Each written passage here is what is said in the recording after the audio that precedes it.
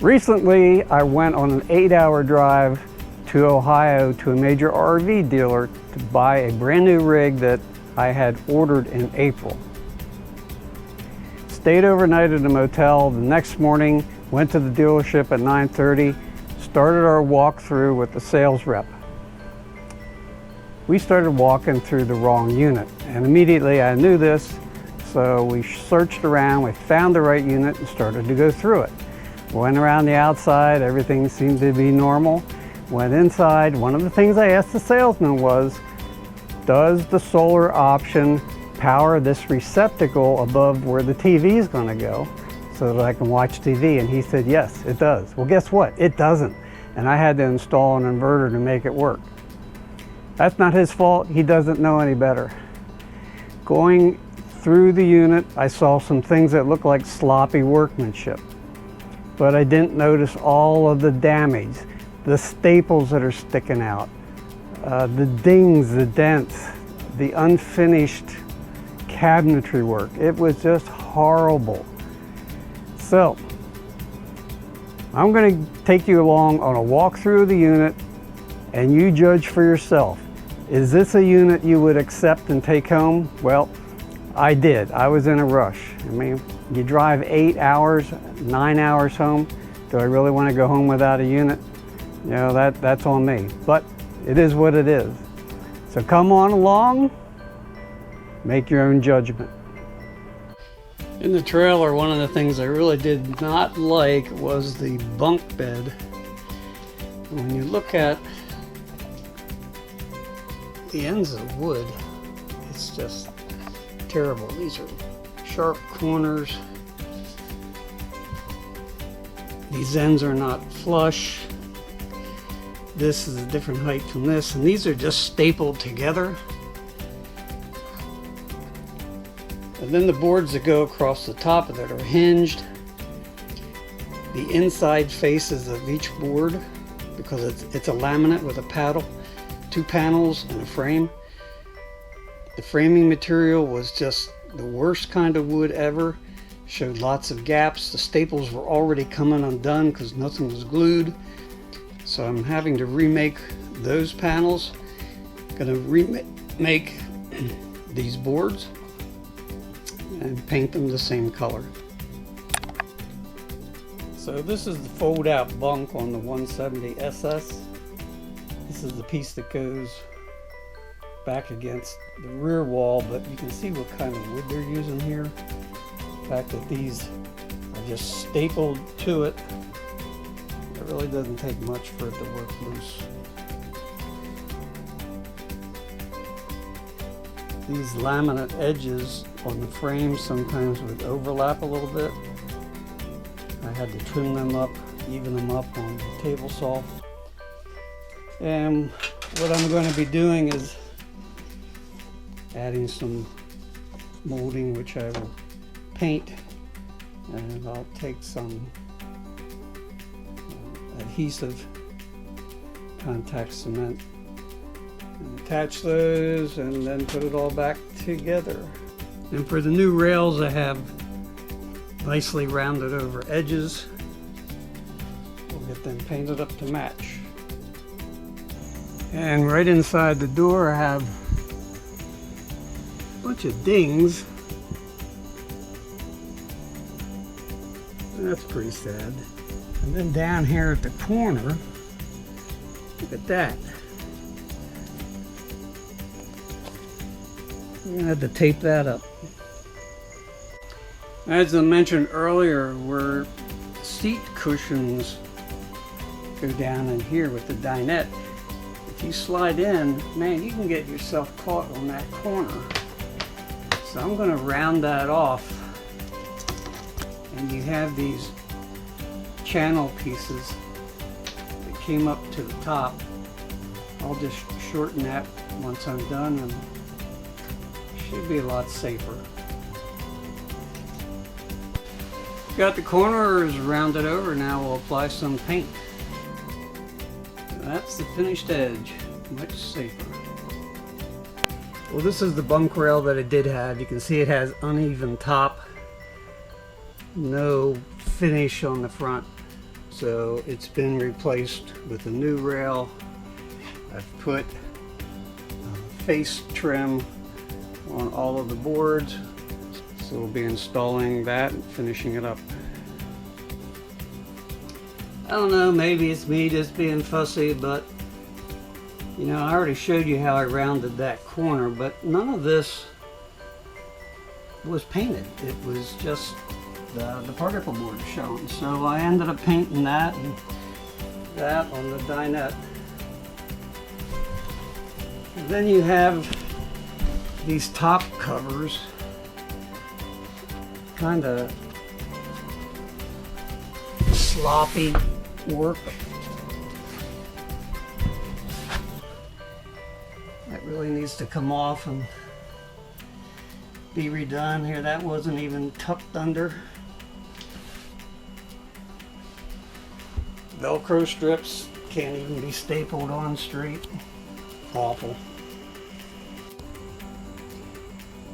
Dirty seat cushions and caulking. Really? Sad. There's another seat cushion.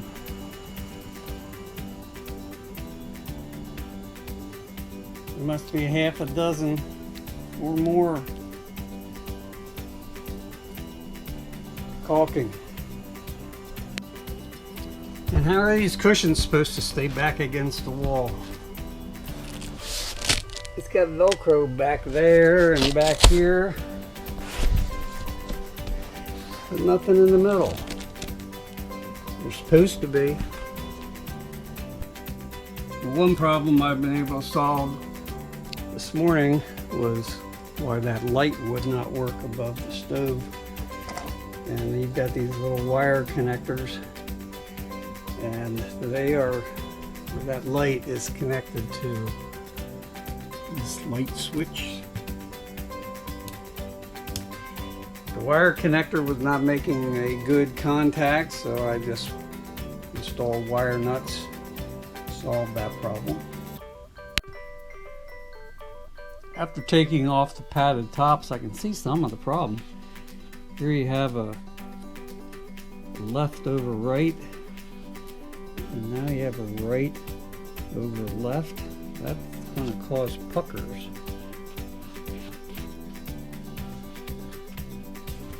Just you know, like a rush job. And then you have the corners. This is, what can I say? You can see the quality control. Completed the restapling, got rid of all the puckers. It's gonna look good once it's screwed down. At the corner of the dinette, there's a cabinet door to get in underneath. But look at that edge trim. And then why is the floor cut out? Doesn't make any sense to me why you would leave a gap like that.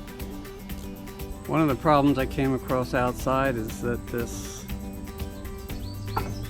is really bent in a little bit here. So it's impossible to get the hose in on this side. I can't get it in on the other side. I'm going to try to bend that out and see if we can make that work. Well, I got out the digging iron and did a little prying. I can now get it in. Problem solved. One of my issues is getting the water heater to work. The guy said I should be able to open that valve and let the water come out, which it does do. I have hit the power button. I initially got a flame here. It went out. So I need some help with that. On the underside, I'm looking at a hole that goes up into the vanity in the bathroom.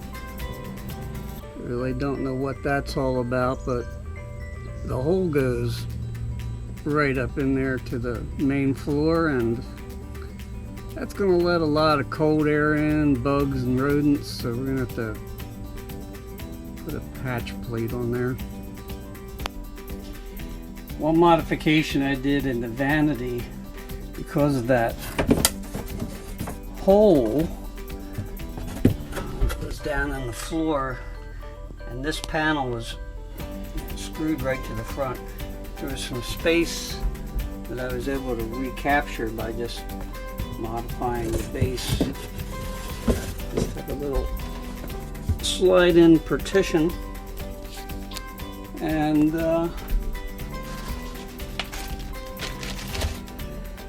plenty of room to store toilet paper or something else.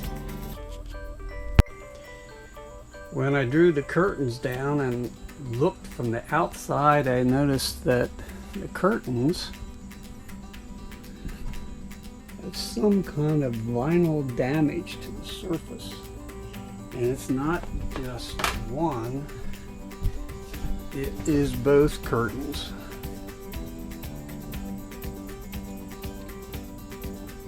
They are dirty and that can be cleaned, but that can't be cleaned. Here's the cabinet right inside the door. It's like a little slice above it. There's a ding. Next to the bed, there's a little closet space. But that's got 1/8 of an inch of play because the staples aren't holding. Throughout the unit, you can see where they tried to do some touch-up by adding some kind of a paint. You can kind of see an area there that's discolored, maybe more here and down there. And the same thing goes for these ding areas. They tried to fill that in with some toner or colored paint. But I would suggest if you buy a unit like this, go ahead and color match some paint at your local hardware store, because what I wanted to do, instead of seeing all these black screw heads, I colored them with the paint in it. There's another ding. Just dings all over. I wanted to show you on the bunk just how much nicer these edges look now that there's actually some trim on them. There we go.